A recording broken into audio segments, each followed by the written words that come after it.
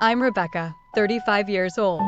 It took me 12 long years, filled with relentless 60-hour work weeks, to finally afford my peaceful lakeside haven nestled in the Adirondacks.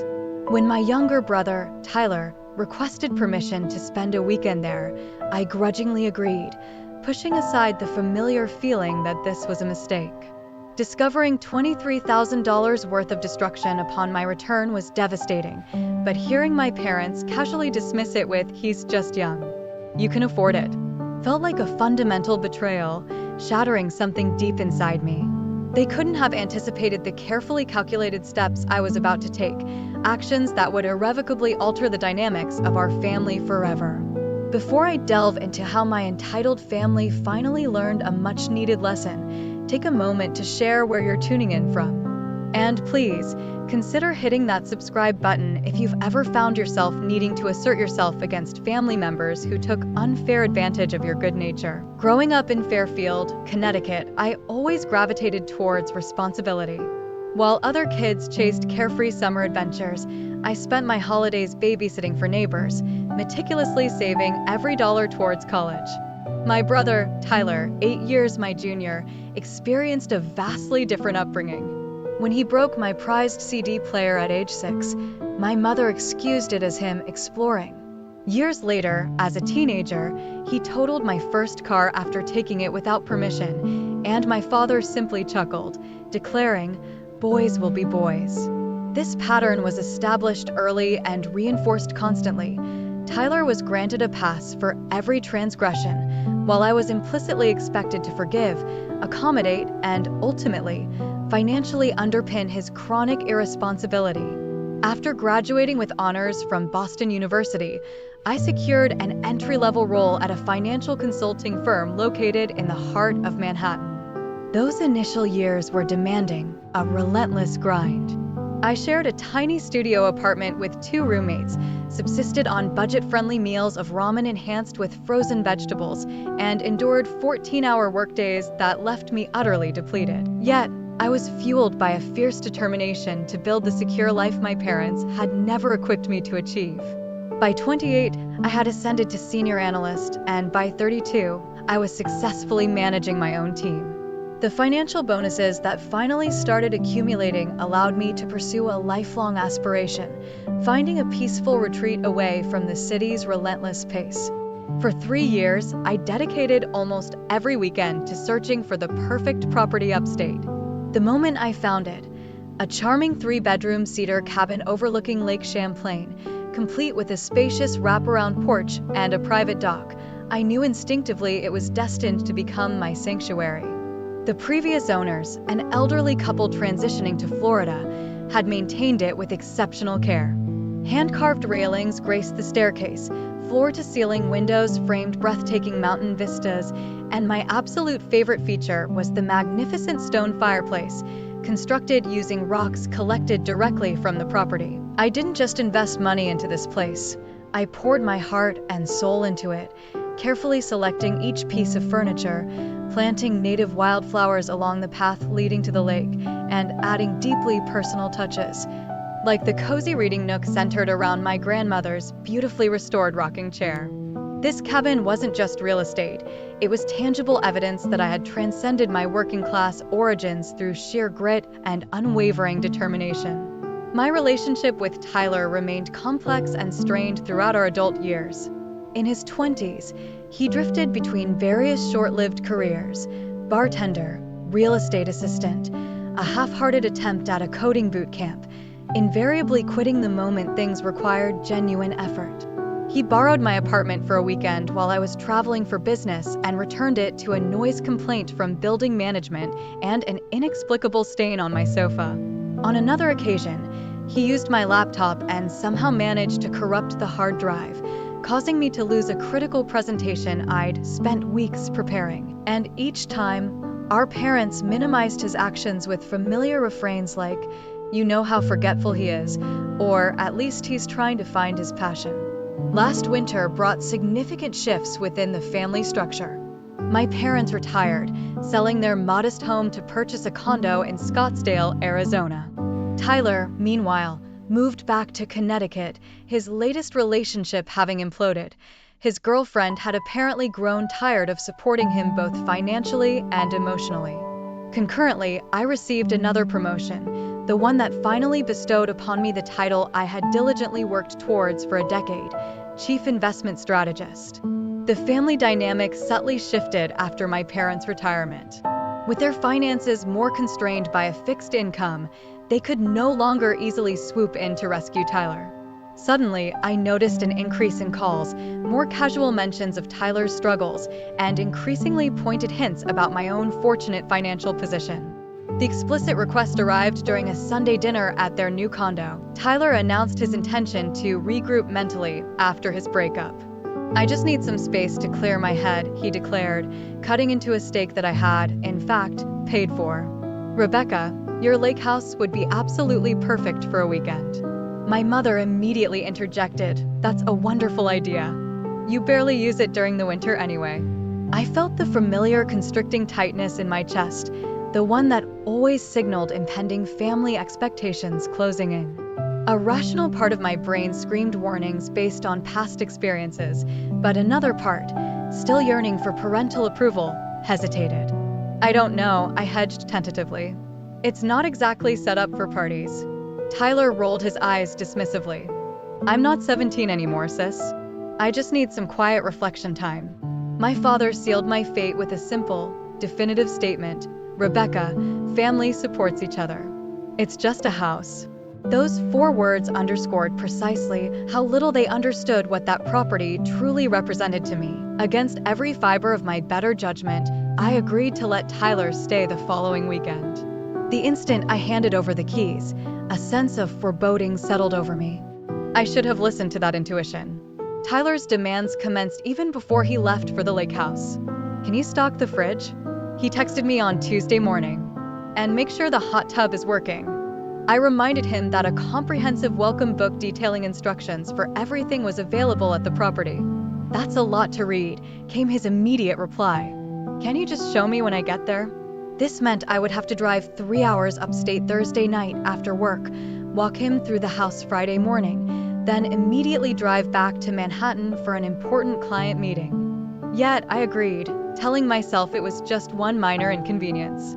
Upon my arrival Thursday evening, I dedicated 2 hours to a thorough deep clean, stocking the refrigerator with groceries and preparing the house. I even placed fresh flowers on the dining table and arranged clean towels with small chocolates, much like a hotel. Friday morning, I meticulously walked Tyler through every detail: the slightly temperamental shower handle, the alarm system code, the name of the neighbor to contact if any issues arose. Most importantly, I emphasized, gesturing towards the serene lake view, this community highly values tranquility. Absolutely no loud music, no parties. Respect the quiet hours after 9 p.m. Tyler barely glanced up from his phone. Yeah, I got it," he mumbled. "I'm not planning a rager, just some me time." His casual dismissal should have been my ultimate warning sign, but I chose, foolishly, to believe him. "There's a binder on the kitchen counter with all emergency contacts, local restaurants, and house rules," I added. "Please, just leave it exactly the way you found it." He offered me a one-armed hug that felt more like an obligation than genuine gratitude. "Thanks, sis. You worry too much." I departed for my meeting, attempting to push aside the lingering unease. The initial warning sign pinged on my phone late Friday night, around 11 o'clock. It was a text from Mrs. Patterson, the retired teacher who lived next door. "Your brother seems to have invited some friends over. The music is quite loud. Is he planning to turn it down soon?" I immediately tried calling Tyler, but the call went straight to voicemail. I texted both Tyler and Mrs. Patterson, profusely apologizing to the latter. Approximately 2 hours later, the music apparently ceased, and I exhaled a sigh of relief, assuming it had just been a small gathering winding down. Saturday morning brought a second alarm bell. The owner of the local marina called. "Miss Williams, your brother rented our deluxe pontoon boat yesterday. He returned it with significant damage to the propeller and a broken railing. Our insurance requires your credit card on file to cover the $800 repair." I authorized the charge, then tried calling Tyler again, straight to voicemail. My unease intensified when I checked Instagram during my lunch break in Chicago, where I'd flown for a weekend conference. Several unfamiliar accounts had tagged my lake house in photos. Images showed red Solo cups strewn across my custom kitchen island, people I didn't know leaping from my dock, and cigarettes being smoked directly on my grandmother's antique quilt, which normally remained safely stored in the cedar chest. One video depicted at least 30 people packed into my living room, with someone mixing drinks on top of my piano. I immediately called my parents, struggling to keep the panic from my voice. "Have you heard from Tyler? He's not answering his phone, and it looks like he's hosting a massive party at my house." My mother's response was infuriatingly nonchalant. "Oh, he mentioned inviting a few friends up for support. He's going through a difficult time, Rebecca. Let him have some fun." "A few friends?" I scrolled through more tagged photos. "Mom," I insisted, "there are dozens of strangers in my house. This is exactly what I explicitly asked him not to do." My father took the phone. "Now, Rebecca, you've always been a bit possessive about your things. Tyler's responsible enough." The word responsible applied to Tyler nearly caused me to erupt in hysterical laughter. As evening descended in Chicago, the situation further deteriorated. The owner of Lakeside Liquors left a voicemail. "Your brother said you'd cover his tab. $500 for premium spirits. Please call back to arrange payment." Next came a text from another neighbor about cars blocking the narrow road leading down to the lake. By Sunday morning, I found myself unable to concentrate on my conference presentation. I rebooked my flight, paying an exorbitant fee to return to New York early. As the plane descended through the clouds, my phone finally connected to service. Still no messages from Tyler, but several more concerned texts from neighbors. Sleep-deprived and consumed by anxiety, I rented a car at JFK and began the 3-hour drive upstate, conjuring increasingly grim scenarios with every mile marker that passed. The drive to my lake house grew increasingly unbearable with each passing mile. My hands gripped the steering wheel so tightly my knuckles turned white, while my mind raced through increasingly catastrophic possibilities. When I finally turned onto the private gravel road leading to my property, the initial signs of disaster were immediately apparent. Tire tracks crisscrossed my meticulously maintained lawn, crushing the native wildflower garden I'd planted just last spring. Beer cans and liquor bottles littered the entire approach, resembling the aftermath of a college fraternity celebration. Upon reaching the clearing where my beautiful cedar retreat stood, I had to pull over as a wave of nausea washed over me. The wraparound porch that had initially captivated me now featured broken railings, cigarette burns scarring the hand-sanded wood, and what appeared to be vomit stains on the custom cushions of my outdoor furniture. 2 windows displayed spiderweb cracks, and it looked as though someone had backed a vehicle directly into the side of the garage, leaving a significant dent in the wood siding. With trembling hands, I unlocked the front door, almost dreading what waited inside. The stench hit me first, a sickening combination of stale beer, marijuana, and something else I couldn't quite identify, but which reminded me distinctly of a gym locker room. My once pristine living room resembled a war zone. The fine wool area rug, imported from Ireland, bore countless stains and burn marks. My cream-colored sectional sofa, for which I had saved 6 months to purchase, now displayed tears in the fabric and mysterious dark stains. Someone had apparently used my coffee table as a dance platform, evidenced by the stiletto marks puncturing its surface and one corner completely broken off. Moving into the kitchen brought fresh horrors. Cabinet doors hung precariously from broken hinges, spilled liquor had warped the butcher block island, and my refrigerator door featured a large dent, as though someone had kicked it repeatedly. An attempt to make flaming shots had clearly gone disastrously wrong, leaving scorch marks across my quartz countertops. Several of my grandmother's heirloom china plates lay shattered across the floor, their delicate blue pattern reduced to nothing but sharp fragments.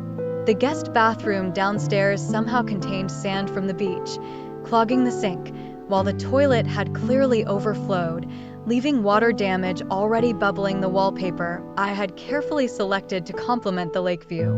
With building dread, I climbed the stairs, noticing deep gouges in the wooden banister, as though someone had dragged heavy, sharp objects upstairs.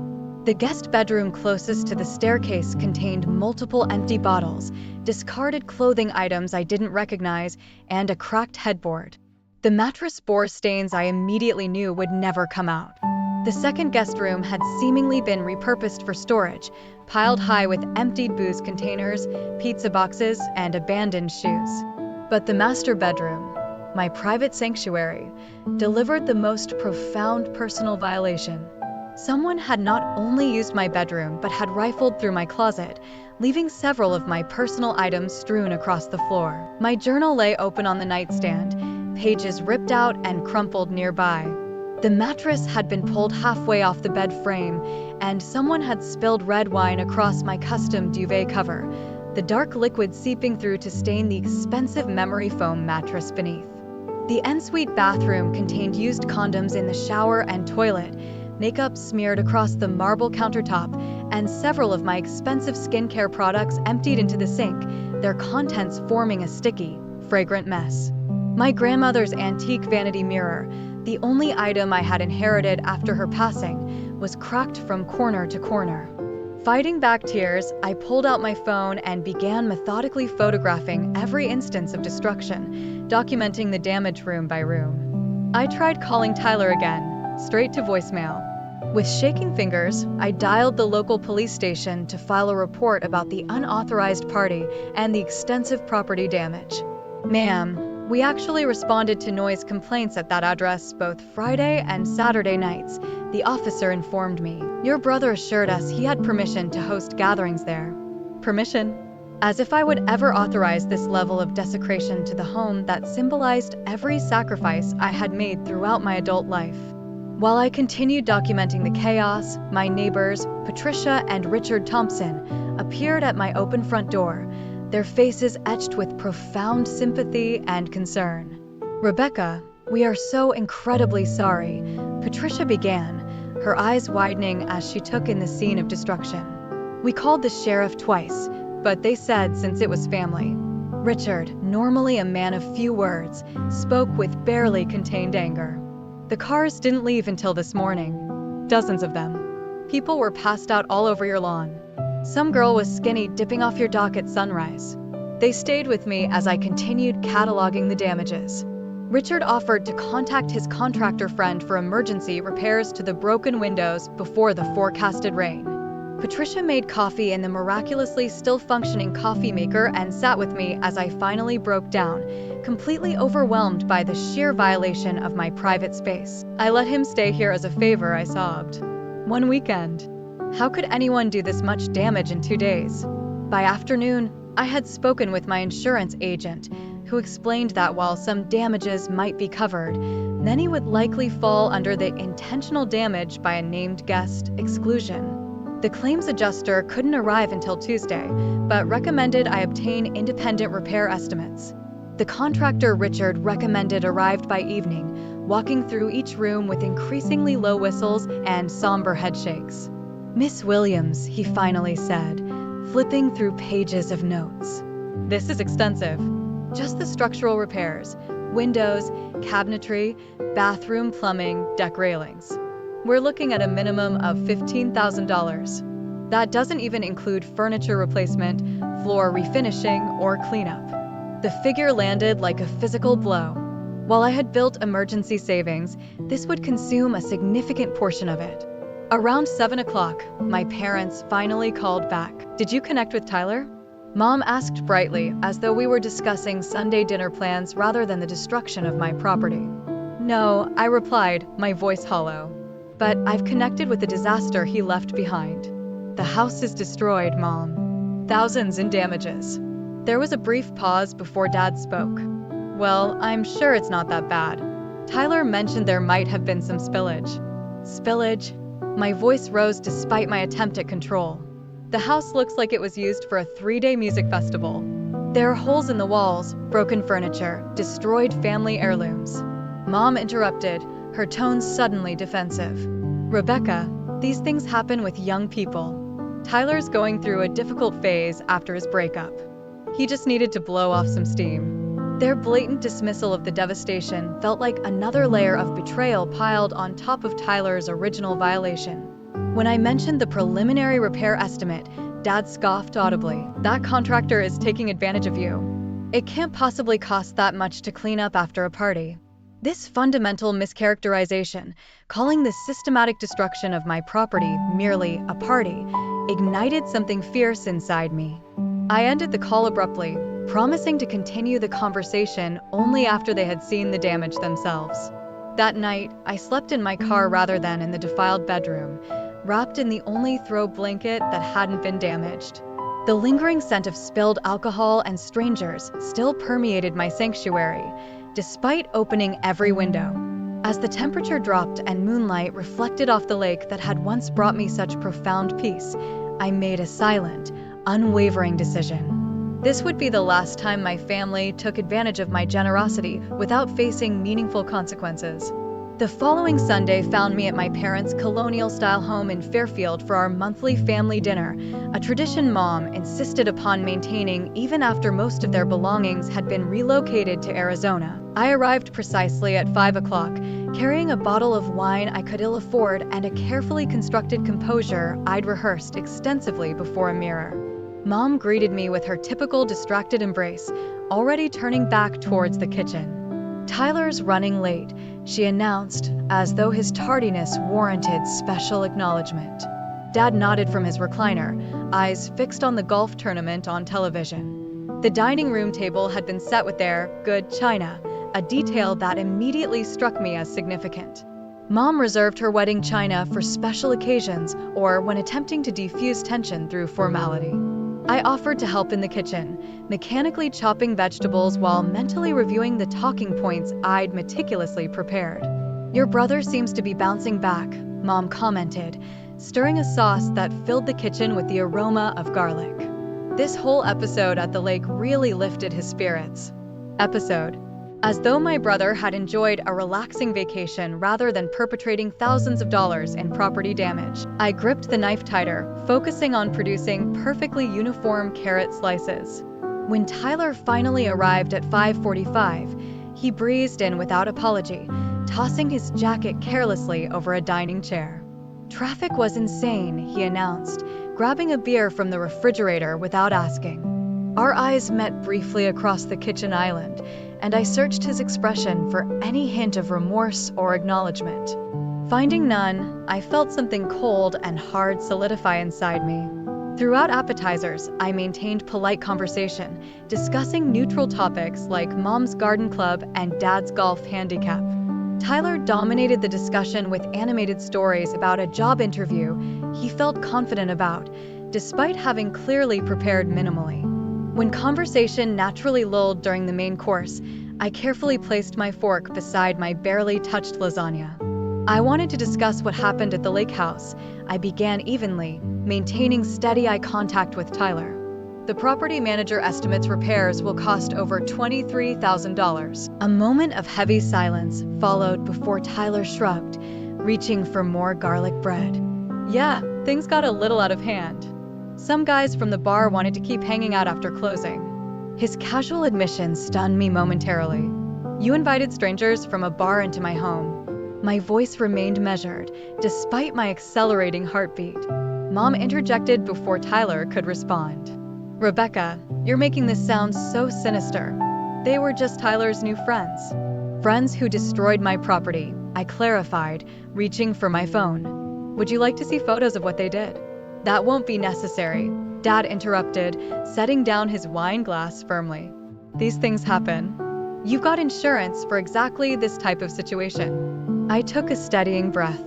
Actually, insurance won't cover most of it because Tyler was an authorized guest who invited others with destructive intent. That falls under the personal liability exclusion. Tyler snorted, speaking around a mouthful of food. "Destructive intent. It was a party that got rowdy, not some elaborate revenge plot." His complete disconnection from the severity of his actions momentarily rendered me speechless. Mom patted my hand condescendingly. "Sweetheart, we understand you're upset, but with your salary at the investment firm, surely this isn't a significant financial burden." The implication that my income somehow justified or minimized their son's actions ignited something that had been smoldering inside me for decades. Dad leaned forward, emboldened by my silence. "Remember when you were 17 and backed my car into the mailbox? We didn't make this much fuss." The false equivalency between a minor fender bender and $23,000 in malicious property destruction crystallized every inequity I'd experienced since childhood. "That's completely different," I managed. I immediately confessed, apologized, and worked after school to pay for repairs. Tyler hasn't acknowledged any responsibility whatsoever. Mom's expression hardened slightly. "You've always been so hard on your brother. He's still finding himself." At 27, the words escaped before I could moderate my tone. I had already purchased my first apartment and earned 2 promotions by his age. Tyler's expression transformed from boredom to resentment. "Not everyone wants your corporate drone lifestyle, Rebecca. Some of us actually want to enjoy our lives." The conversation deteriorated rapidly from there. Mom suggested I was materialistic for valuing my possessions. Dad implied my reaction was disproportionate because I didn't have children to teach me what really matters. Tyler alternated between feigned remorse when our parents looked his way and smirking when they didn't. The culmination came when Dad delivered the line that shattered my last illusion about our family dynamic. "He's family, Rebecca. You have to forgive him. That's what family does. We support each other unconditionally." In that moment, I understood with perfect clarity that unconditional support in our family had always been unidirectional, flowing exclusively from me towards everyone else, with nothing comparable ever returning. The realization brought not anger, but a strange, calm certainty. I carefully folded my napkin, placed it beside my plate, and stood up. "You're right about one thing," I said quietly. "This is about family, and I will handle it appropriately." Despite their protests and Mom's teary accusations that I was overreacting, I gathered my purse and walked to my car with perfect posture, refusing to give them the satisfaction of seeing me crumble. That night, alone in my Manhattan apartment, I didn't cry as expected. Instead, I opened my laptop and began methodically researching my options. The familiar process of analysis and strategic planning brought a strange comfort in its objectivity. For the first time in my life, I saw my family situation not as an emotional obligation, but as a complex problem requiring a business solution. And I excelled at solving business problems. The following morning, I requested 2 personal days from work, something I had rarely done in 12 years of employment. My boss, Julia, knowing my typical dedication, approved immediately without questions. With 48 uninterrupted hours ahead, I initiated what I mentally labeled Operation Accountability, applying the same methodical precision I applied to complex financial analyses for clients. First, I contacted my property attorney, Melissa Goldstein, who had handled the lake house purchase. Over coffee at her Midtown office, she reviewed my documentation and confirmed what I suspected. Legally, Tyler bore full responsibility for damages caused during his occupancy, including those inflicted by guests he invited. "Your parents have no legal obligation here," she clarified, tucking a strand of silver hair behind her ear. "But since Tyler likely can't cover these costs, you could pursue them if they had acted as guarantors when allowing him use of the property." I hadn't recorded such an agreement, but her confirmation of Tyler's primary liability provided necessary validation. Next came the contractors, not just one, but 3 different companies, each providing itemized estimates for repairs. I scheduled them consecutively, walking each professional through my property, documenting their observations on video, and requesting detailed breakdowns of materials and labor. The final amounts varied slightly, but hovered consistently around $23,000, validating the initial assessment.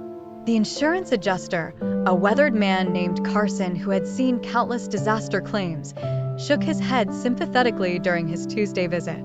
"Your policy covers accidental damage, natural disasters, and theft," he explained, tapping his tablet.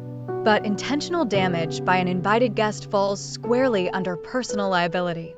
Your brother should have renter's insurance or some coverage for this." When I mentioned Tyler's permanent residence was our parents' basement, Carson's expression told me everything about the likelihood of him having proper insurance. I hired a local cleaning service for initial debris removal and basic sanitation, allowing me to stay overnight while overseeing other professionals. During this period, I installed security cameras at entry points, changed all door codes, and revoked the emergency key I'd previously given my parents. Each action strengthened my resolve, gradually transforming helplessness into empowerment. Evenings were dedicated to creating a comprehensive spreadsheet documenting every damaged item with corresponding replacement costs. I included original purchase receipts where available, photographs showing before and after conditions, and market values for replaceable items like grandmother's vanity mirror.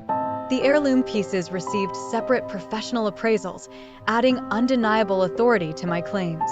While contractors began emergency repairs to windows and plumbing, I consulted with Stephanie Chun, my therapist of 3 years, during an emergency virtual session. What I'm hearing, she observed after I detailed the recent events, is not just anger about property damage, but a profound recognition of a lifelong pattern.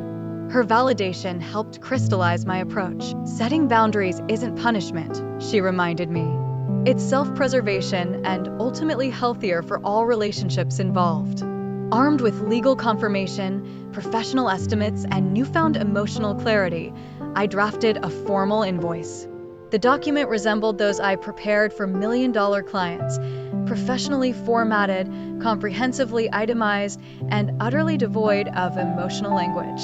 Each line item included date of purchase, original value, replacement cost, and contractor information. The final section outlined payment terms, full amount due within 30 days, with an option for a 3-month payment plan, including modest interest. The accompanying letter required 17 drafts before achieving the perfect tone, factual, unembellished, but resolute. This document represents the financial impact of decisions made on February 11th through 13th, it began. As discussed, insurance will not cover these damages. I've provided 3 options for resolution. These options included full payment, the payment plan, or transfer of property equivalent to the damaged value. The closing paragraph stated simply that this matter required resolution before normal family relations could resume. I scheduled the confrontation strategically, Sunday afternoon at my parents' home, precisely when Tyler typically visited for free laundry service and dinner. I prepared physically and mentally, selecting a conservative charcoal pantsuit to project authority rather than emotion, rehearsing responses to predictable objections, and even practicing breathing techniques to maintain composure. Throughout this preparation week, calls from family went unanswered. I needed to approach this interaction from a position of calculated clarity, not reactive emotion. When I arrived, the atmospheric tension was palpable. Mom's nervous chatter, Dad's gruff, monosyllabic responses, and Tyler's uncharacteristic silence all suggested they'd been discussing me extensively. Perfect. I declined offers of refreshment, instead removing a professional binder from my briefcase and placing it precisely centered on their coffee table. I've completed my assessment of the lake house situation, I stated, opening to the first meticulously organized section. This binder contains complete documentation of damages, contractor assessments, legal opinions regarding liability, and payment options. The transformation on their faces as they processed the document before them was remarkable, confusion giving way to disbelief, then a dawning comprehension of my seriousness. Tyler's face flushed crimson, while Mom's drained to an ashen white. Dad's expression hardened as he flipped through pages of irrefutable evidence and precise financial figures.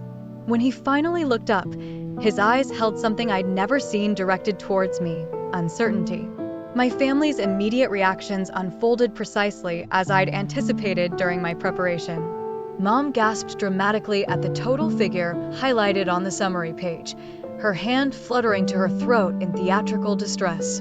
$23,000. This is absolutely ridiculous.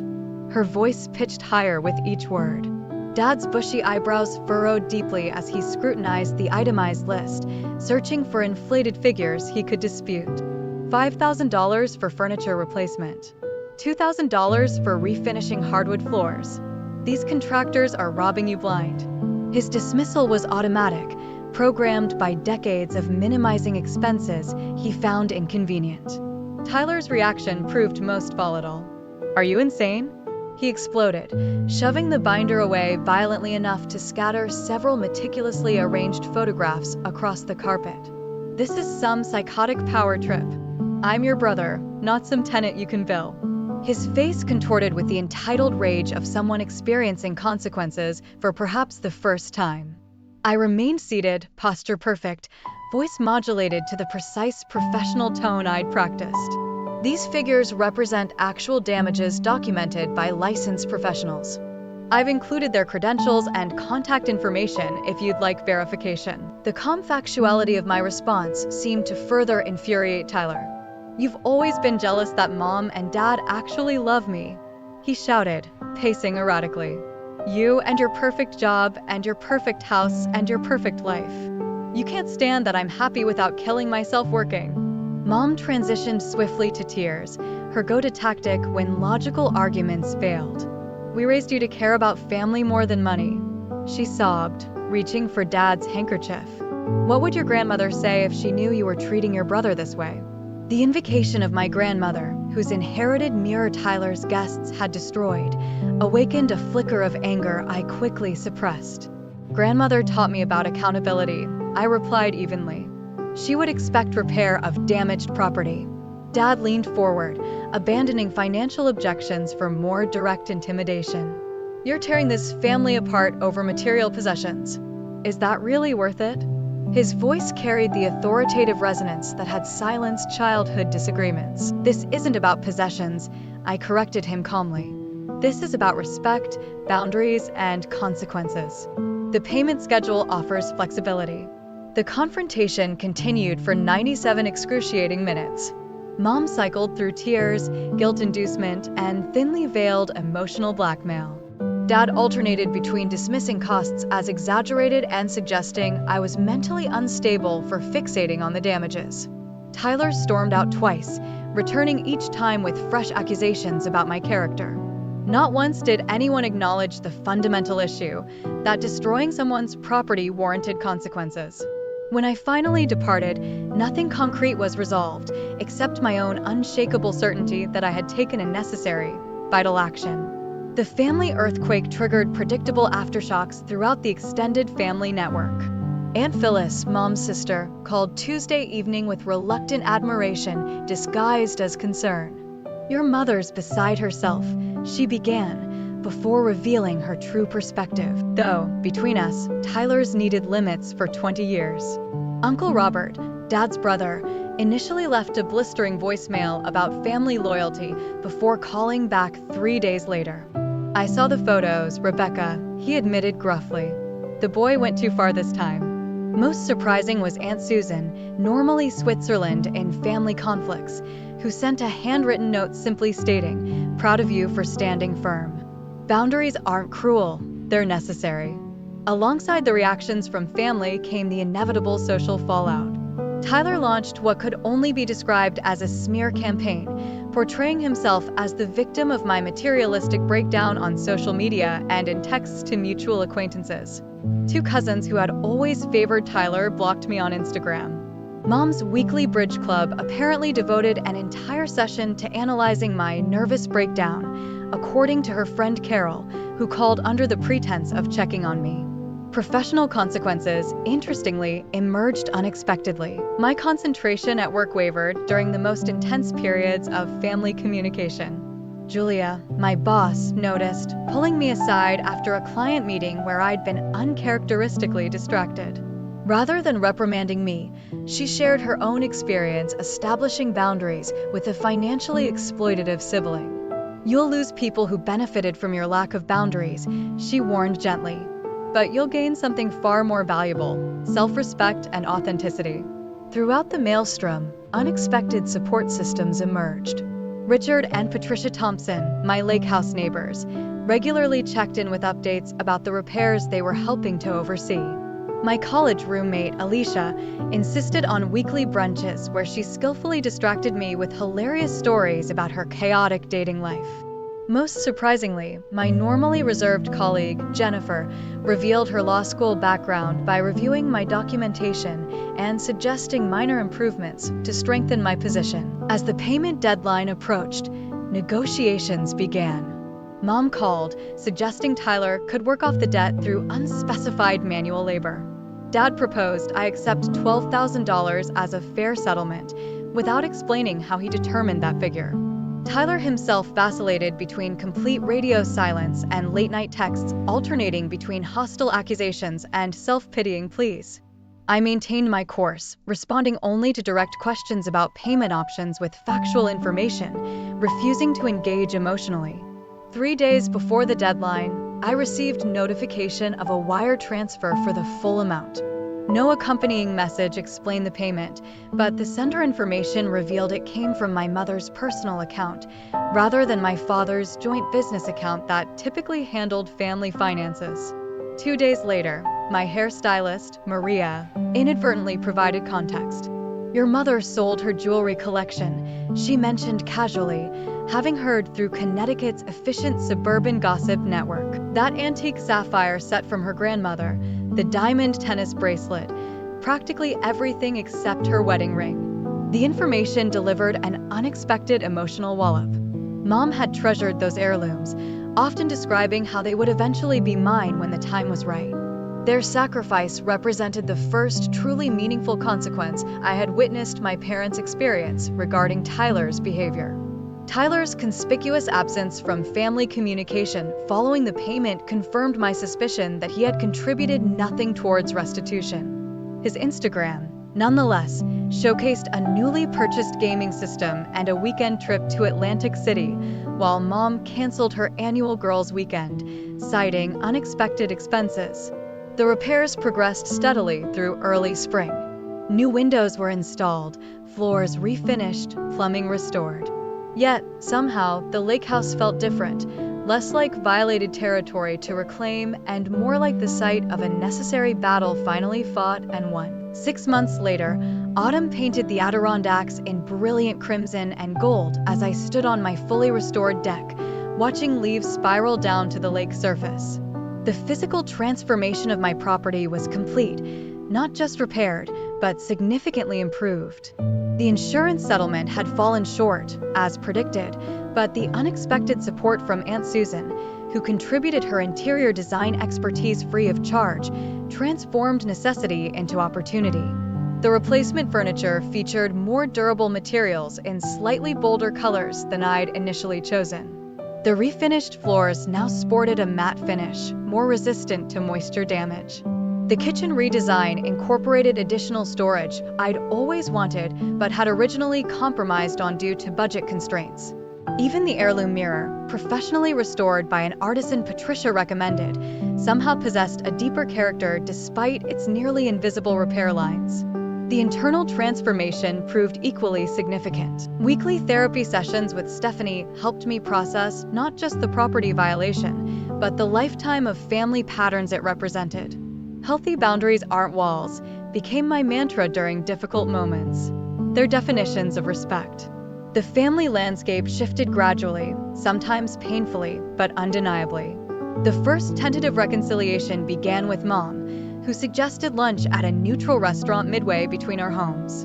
Watching her deliberate over the least expensive menu items rather than her usual indulgence in multiple courses revealed the very real financial sacrifice behind that wire transfer.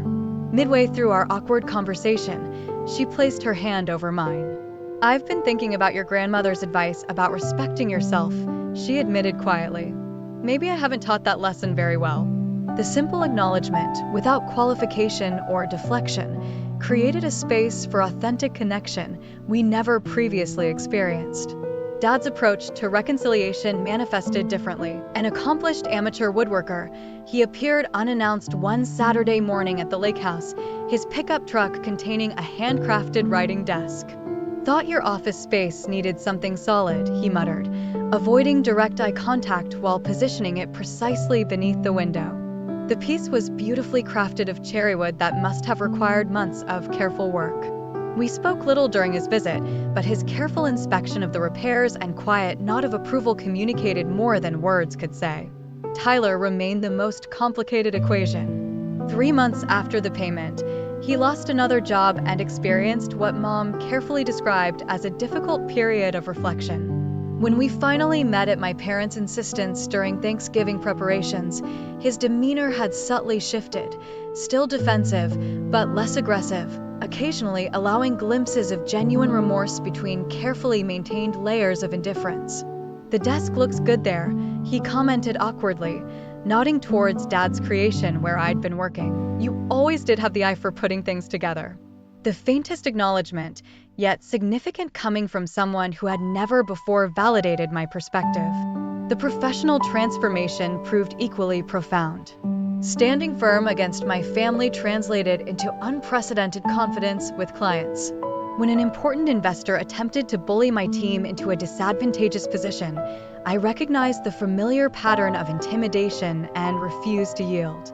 The resulting negotiation secured terms that earned me not just a substantial bonus, but nomination for the firm's leadership development program. My personal relationships evolved similarly. After years of attracting partners who benefited from my caretaking tendency while offering little reciprocal support, I began dating Michael, a pediatric surgeon whose emotional intelligence matched his professional accomplishments. His genuine interest in my boundaries, rather than how they might inconvenience him, signaled a much healthier relationship pattern. Perhaps most significantly, my relationship with the lake house itself transformed. What began as a symbol of achievement, then became a site of violation, eventually evolved into something more nuanced, a physical manifestation of my journey from people pleaser to self-advocate. I began hosting weekend retreats there for like-minded friends, rather than keeping it as a private sanctuary. Patricia and Richard became regular dinner guests, bringing dishes and stories that filled the rooms with genuine warmth. Jennifer, Alicia, and my work friend Tasha joined for our first annual Strong Women Weekend, sharing professional challenges and personal victories around the fire pit. Family relationships continued their careful reconstruction. Last month's Thanksgiving dinner marked the first holiday gathering since the incident. Mom prepared traditional dishes without her usual martyred commentary about the effort involved. Dad engaged with my professional accomplishments without dismissive comparisons to real work. Tyler arrived on time bearing a store-bought pie and managed basic courtesy throughout dinner. Small steps, imperfect progress, but definite movement in a healthier direction. The morning after Thanksgiving, Mom joined me on the porch swing, wrapped in quilts against the November chill. "I found some photos of your grandmother wearing that sapphire necklace," she mentioned casually. "She always said jewelry should be worn, not stored away. I think she'd approve of how it was finally used." The acknowledgement of her sacrifice, devoid of resentment, suggested her own growth alongside mine. As I prepare to conclude this chapter of my story, the lesson emerges with crystal clarity. Your worth isn't measured by how much mistreatment you tolerate from those who claim to love you. Boundaries aren't selfish. They are the essential foundation of authentic, respectful relationships. The path from people pleaser to self-respect remains ongoing, requiring occasional vigilance against old patterns. Yet, each time I unlock the door to my lake house now, I am powerfully reminded of the strength discovered through that painful catalyst. My home isn't just restored, it feels truly reclaimed on entirely new terms. I wonder about your own journey towards self-respect. Have you ever had to establish difficult boundaries with family members who took advantage of your generosity? What catalyst finally pushed you to stand firm? Please share your story in the comments below. Sometimes, simply knowing we're not alone in these struggles makes all the difference. If this resonated with you, please subscribe for more authentic conversations about family dynamics and personal growth. Like this video if you've ever had to make the difficult choice between keeping the peace and upholding your own self-respect. Thank you for witnessing my journey. May it somehow illuminate your own path towards the balance of compassion and healthy boundaries we all truly deserve.